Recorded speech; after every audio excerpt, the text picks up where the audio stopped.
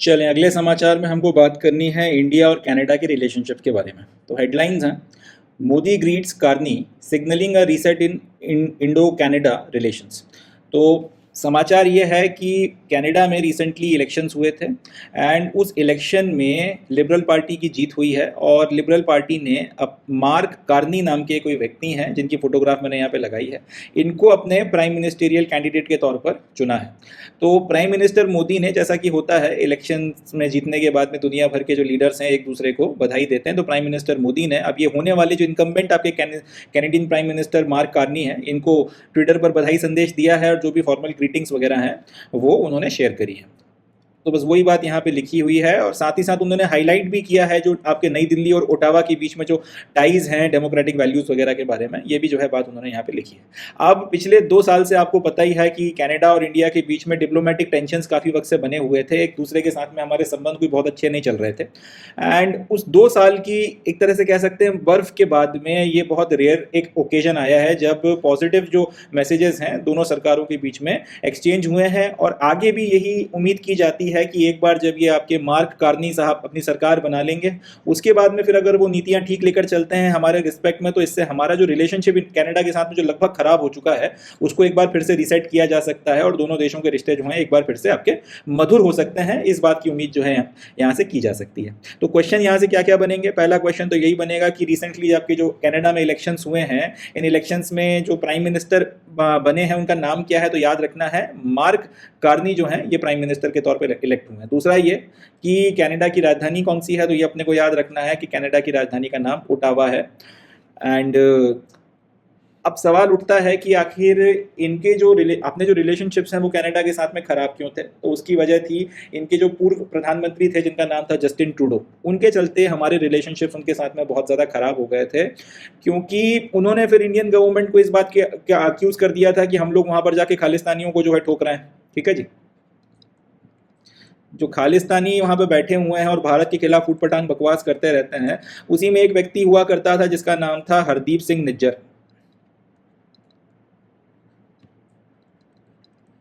तो Justin Trudeau ने यह बोला था कि इस हरदीप सिंह निज्जर को हम लोगों ने मरवा दिया, ऐसा उनका एलिगेशन था कि हमने जो है हरदीप सिंह निज्जर को खत्म करवा दिया। इसका एलिगेशन उन्होंने हमारे ऊपर लगाया था। ऑब्वियस सी बात है, फिर हमारी सरकार ने भी इसका जो है स्ट्रॉन्ग आपका रिस्पॉन्स दिया था एंड उसके बाद से फिर हमारे जो रिलेशनशिप्स थे इनके साथ में, जो बाइलैटरल रिश्ते थे,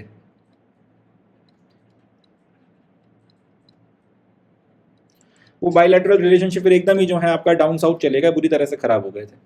एंड मिस्टर कार्नी जो है, अभी इनका जब इलेक्शन नहीं हुआ था तो अपने इलेक्शन कैंपेन के बीच में जब पहलगाम में टेररिस्ट अटैक हुआ तो इन्होंने जो है बाकायदा उस टेररिस्ट अटैक को कंडेम करते हुए एक मैसेज भी जो है सोशल मीडिया पे पोस्ट किया था। तो ये भी एक कहीं ना कहीं उनकी तरफ से एक अच्छा जेस्चर दिखाया गया था हमारे देश के प्रति, और ये तब की बात है जब वो प्राइम मिनिस्टर बनेंगे, ये बात अभी तय नहीं हुई थी, इनके यहाँ भी इलेक्शन चल रहे थे। तो एक इंडिकेशन ये क्लियर था इनकी बॉडी लैंग्वेज से, इनकी एक्टिविटीज से, कि कहीं ना कहीं ये भारत के साथ में अच्छे रिलेशनशिप्स चाहते हैं। ये बात तब अपने को दिख रही थी जब ये आदमी इलेक्शंस में था। नहीं तो जनरली होता है ना कि इलेक्शंस में आप जो भी एक्टिविटी है इस बात को ध्यान में रख के करते हो कि भाई हमारे जो वोटर बेस है वो कहीं ना कहीं नाराज ना हो जाए।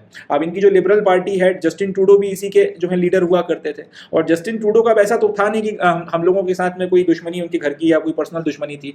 प्रॉब्लम ये थी कि इनको खालिस्तानियों का अच्छा खासा सपोर्ट था, तो अपने खालिस्तानी वोट बैंक को नाराज ना करने के लिए हरदीप सिंह निज्जर का जो ये पूरा केस हुआ था उसका उन्होंने हम पे आरोप लगा कि अपने बायलैटरल रिलेशनशिप्स अपने वोट बैंक के लिए हमारे साथ में खराब कर लिया।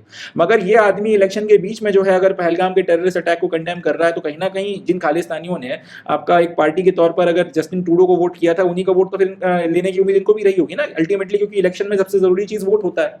बट उस बात की परवाह किए बिना अगर ये आदमी कहीं ना कहीं कंडेम कर रहा है पहलगाम जैसे टेररिस्ट अटैक को, तो वो एक बात दिखाता है कि शायद ये समझता है कि खालिस्तानी ब्लैकमेल के आगे झुका नहीं जा सकता, ये उनके अपने देश के लिए जो है वो ठीक नहीं है, और इसीलिए उन्होंने जो है ये सारी चीज करी।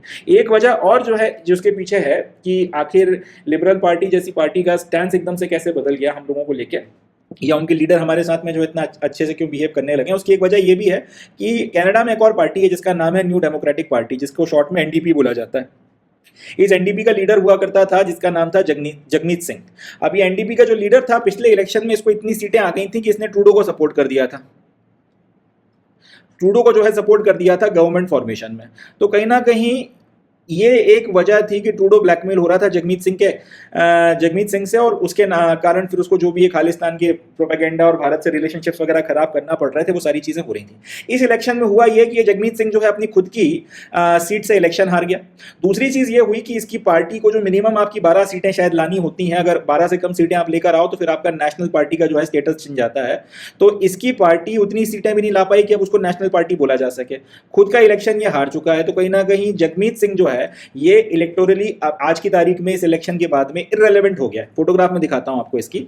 ये आदमी जो है, इसका नाम है जगमीत सिंह, और ये कहीं ना कहीं ट्रूडो की सरकार को सपोर्ट करके ब्लैकमेल कर रहा था या मजबूर कर रहा था, प्रेशराइज कर रहा था। तो उसके चलते ट्रूडो जो है उसने तो हमारे साथ में अपने रिश्ते खराब कर लिए, मगर अब क्योंकि ये खुद इलेक्शन हार गया है और अब इस बार ये किसी तरीके का किंग मेकर जो है वो बन नहीं सकता, इसके सपोर्ट की जरूरत नहीं है। खुद का इलेक्शन भी हार गया है, इसकी पार्टी भी जो है नेशनल पार्टी का स्टेटस खो चुकी है, तो इलेक्टोरली ये जो है डेसिमेट हो गया है। ये भी एक बहुत बड़ी वजह है कि लिबरल पार्टी जिनके लीडर हैं मिस्टर कार्नी, ये हमारे साथ में रिलेशनशिप्स वगैरह ठीक करना चाहते हैं। और क्योंकि अब अगला इलेक्शन वो 5 साल में होना है, 5 साल तक जो है ये जो आपका जगमीत सिंह है जो प्रो खालिस्तानी सिंपैथीज वगैरह लेकर घूम रहा था और ये न्यू डेमोक्रेटिक पार्टी के सपोर्ट के चलते ब्लैकमेल कर रहा था इनकी नेशनल पॉलिटिक्स में, ये अपॉर्चुनिटी कम से कम 5 सालों तक अब इसके पास नहीं आ पाएगी। तो इन 5 सालों में एक रीसेट की उम्मीद जो है हम लोग लगा सकते हैं, और ये एक्सपेक्ट किया जा सकता है कि इंडिया और कनाडा के रिलेशनशिप्स ठीक हो जाएं और इससे बेनिफिट जो है वो दोनों देशों को हो सके। क्योंकि अगर कार्नी ने 5 साल में सरकार चला के डिलीवर कर दिया कि भारत के साथ में रिश्ते हमारे लिए ज़्यादा बेहतर हैं बजाय अपने देश में जो इन्होंने प्रो खालिस्तानी एलिमेंट्स बैठा रखे हैं उनके सपोर्ट के, तो आने वाले लीडर्स के लिए भी एक सबक होगा और वो भी जो है इस तरीके के ब्लैकमेल का शिकार नहीं होंगे और उस तरह से फिर हमारे साथ में संबंध वगैरह खराब करने की कोई शायद कोशिश ना करे, जैसा इस आदमी के ब्लैकमेल में या इस आदमी के सपोर्ट या प्रेशर में जस्टिन ट्रूडो ने किया था। तो ये तो जो है समाचार हो गया। अब क्वेश्चन यहाँ से क्या क्या बनेंगे, तो 2 ही क्वेश्चन बनते हैं। पहला क्वेश्चन तो ये बनता है कि भाई जो न्यूली इलेक्टेड प्राइम मिनिस्टर है कनाडा में, उसका नाम क्या है, तो अपने को याद रखना है मार्क कार्नी उसका नाम है। और दूसरा, ये तो मुझे खुद ही नहीं पता था न्यूज़ पढ़ने के पहले, वो ये था कि कनाडा की जो राजधानी है उसका नाम ओटावा है। हालांकि ये आपका रेलवे में पूछ लिया गया तो पूछ लिया गया, चांसेस बहुत कम है। इसका नाम मगर अपने को याद रखना है कि मार्क कार्नी जो है वो प्राइम मिनिस्टर के पद पर इलेक्ट हो गया। और एक बात और साबित होती है यहाँ से कि हिंदुस्तान से जो जो आदमी टकरा रहा है उसकी किस्मत खराब है कुल मिलाकर। इंडिया से ट्रूडो टकराया तो ट्रूडो की प्राइम मिनिस्टरशिप चली गई। जगमीत जो है बैक हैंड से बैठकर नाटक कर रहा था, जगमीत की पार्टी खत्म हो गई, जगमीत इलेक्शन हार गया। इसके अलावा प्राइम मिनिस्टर इमरान खान जो थे उन्होंने खूब डायलॉगबाजी करी थी। प्राइम मिनिस्टर इमरान खान आज की तारीख में जेल में बैठे हुए हैं। और भी बाकी जो लोग हैं जिन्होंने हमारे खिलाफ, ये जैसे अब आपका ये नेपाल में है, नेपाल में जो आपकी सरकार थी, इनके जो ओली करके एक प्राइम मिनिस्टर हुआ करते थे, उन्होंने बड़ी गुलाटियाँ खाई थी। ओली की जो है उनकी भी हालत खराब हो गई। तो कुल मिलाकर आप ये कह सकते हैं कि इंडिया से कहीं ना कहीं जो जो टकरा रहा है खत्म होता चला जा रहा है।